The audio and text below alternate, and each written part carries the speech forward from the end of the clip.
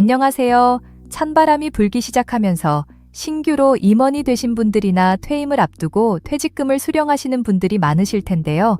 오늘은 임원들이 퇴직금을 받을 때 어떤 점을 알아야 되는지에 대해서 설명드리도록 하겠습니다.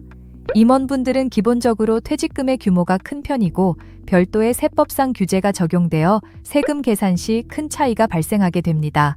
어떻게 계산하는지에 따라서 금액도 많이 달라질 수 있어서 어떤 차이가 있는지 알아보도록 하겠습니다.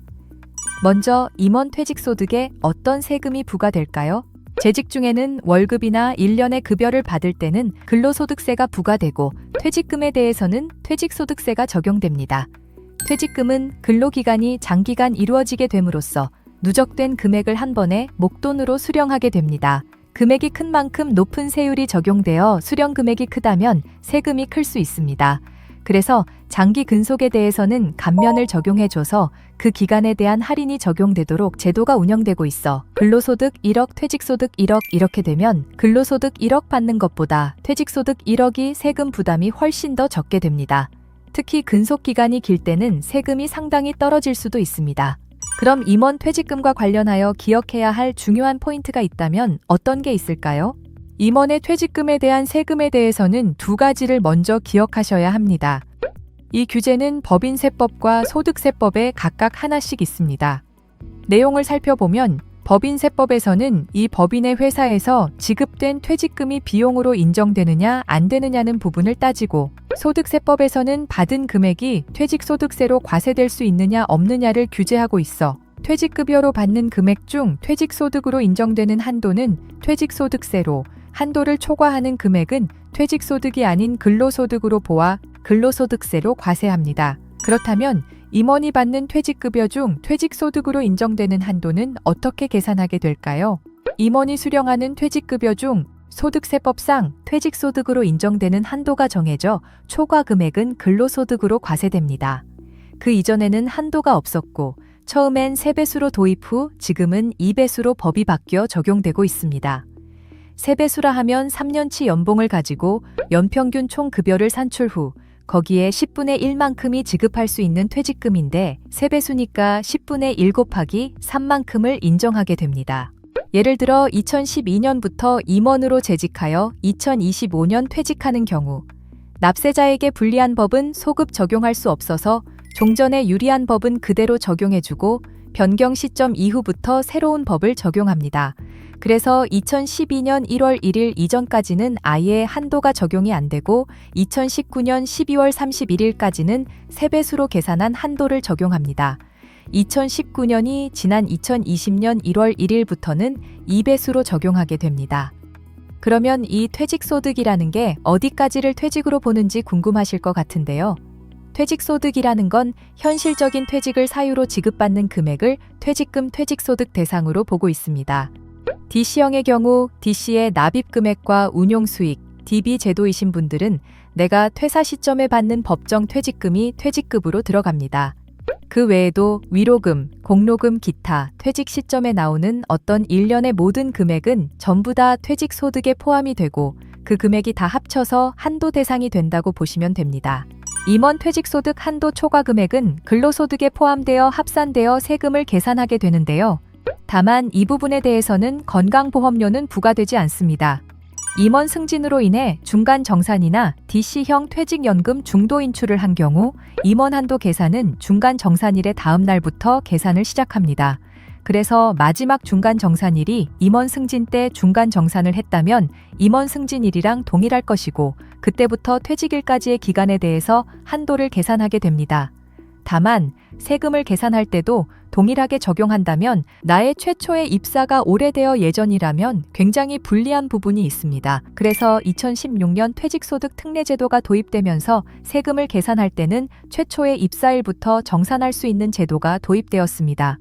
퇴직소득세 계산은 처음 입사한 날부터 퇴직한 날까지 임원 퇴직기간 포함해서 계산할 수 있지만 임원 퇴직소득 한도는 중간 정산일의 다음 날부터 퇴직일까지 계산을 하게 됩니다. 그러면 중간 정산을 하고 얼마 안 돼서 퇴직하는 임원분들 같은 경우 중간 정산일 다음 날부터 퇴직일까지의 기간에 대해서 한도를 계산하기 때문에 한도가 굉장히 적어집니다. 따라서 한도 초과 금액이 발생, 즉 불리하게 적용될 수 있습니다. 혹시 임원 승진 이후에 중도 인출을 계획 중이신 분들은 사실상 전액 인출하거나 가급적 하지 않는 게 낫다라고 말씀드릴 수 있습니다. 중간 정산을 받게 되면 임원 퇴직소득 한도가 줄어드는 부분 때문에 퇴직금 받을 때 세금이 많이 늘어날 수 있으니까 이 부분을 고려해 보시기 바랍니다. 중간 정산을 했다면 이번에 받는 퇴직금은 중간 정산일 이후부터 퇴직일까지의 세금을 계산하는 게 맞는데요. 계열사 합병이라든지 특히 공기업의 민영화라든가 이게 내가 원하지 않는 사유로 이제 퇴직금을 받은 경우에는 조금 나는 억울하다. 나는 전체 근속기간이 이렇게 긴데 짧게 적용되는 건 억울하다. 이렇게 생각하는 분들이 있을 겁니다. 그래서 2016년부터 법이 개정되어 최초의 입사일부터 근속기간을 계산해서 그 근속기간에 대해서 감면을 적용받을 수 있습니다. 다만 기간만 합치는 것이 아니고 종전에 받았던 퇴직금과 이번에 받는 퇴직금을 합산해 세금을 계산하고 중간 정산할 때 낸 세금은 다시 기납부 세액으로 이번에 빼주게 됩니다. 중간 정산을 여러 번 한 경우에도 다 합칠 수 있습니다. 중간정산 특례제도는 세금을 계산할 때 얼마의 세금이 산출되지를 계산할 때 적용되는 것이지 임원 한도 계산할 때도 그 기간을 최초 입사일부터 해주겠다라고 오해하시면 안 됩니다. 이제까지 임원 퇴직소득 한도와 관련해서 얘기해 보았는데요. 사례를 통해 임원 퇴직소득 한도 계산을 해보겠습니다. 예를 들어 2002년 1월 1일 날 A법인에 입사한 분이 계신데 2010년 1월 1일 임원으로 승진을 하고 2025년 12월 31일 퇴직하시고 받을 금액은 퇴직금 DC의 금액과 기타 위로금까지 전부 다 해서 9억 원으로 가정해 보겠습니다. 2010년도에 임원 승진할 때 중간 정산해서 퇴직금을 다 받으셨고 그 이후 16년 동안 일하면서 받는 퇴직금이 9억 원입니다. 이분이 퇴직소득세 한도가 얼마이고 추가적으로 근로소득으로 내야 되는 게 얼마인지 계산해 보겠습니다. 임원 한도라는 건 설명드렸지만 2012년 1월 1일 날 도입이 되었는데요.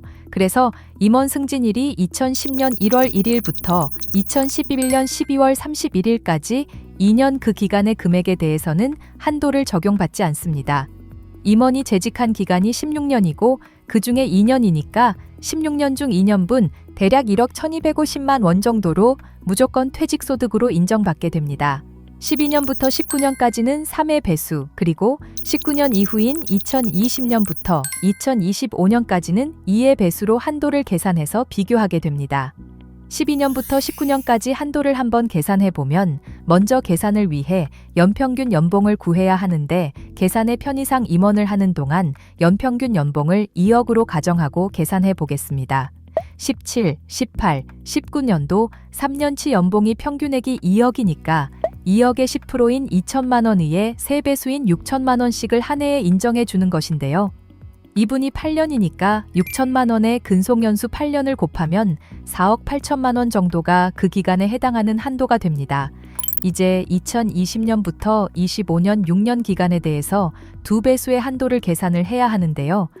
2023년 이 5년 연평균 총 급여액이 2억이다라고 하면 2배수 한도라서 2억 원의 10% 2천만 원에 2배 하면 4천만 원씩을 한 해에 인정해 주는 것이고요. 6년이니까 4천에 6년을 곱하면 2억 4천만 원 정도가 인정됩니다. 그러면 9억 중에 총 8억 4천만 원은 퇴직소득 한도로 인정을 받는 것이고 초과한 6천만 원은 근로소득으로 봐서 그 해에 받았던 소득 2억과 합산하여 2억 6천만 원을 가지고 근로소득을 적용받게 되어 세부담이 늘어납니다.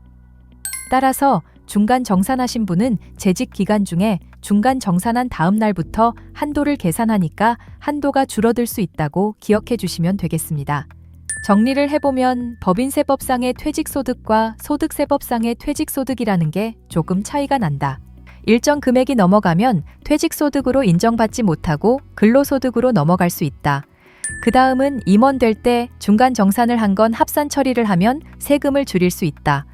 그리고 임원 퇴직소득 한도는 마지막 중간 정산한 다음 날부터 최종 퇴사일까지를 기준 계산한다. 오늘 기업 임원들이 퇴직금 받을 때 알아둬야 될 사항에 대해서 하나씩 점검을 해봤습니다. 3가지 핵심 포인트 꼭 챙겨가시길 바랍니다. 마지막으로 꿀팁 2개를 알려드리며 영상 마치겠습니다. 이상 현대차증권 AI 아나운서 현솔이었습니다. 감사합니다.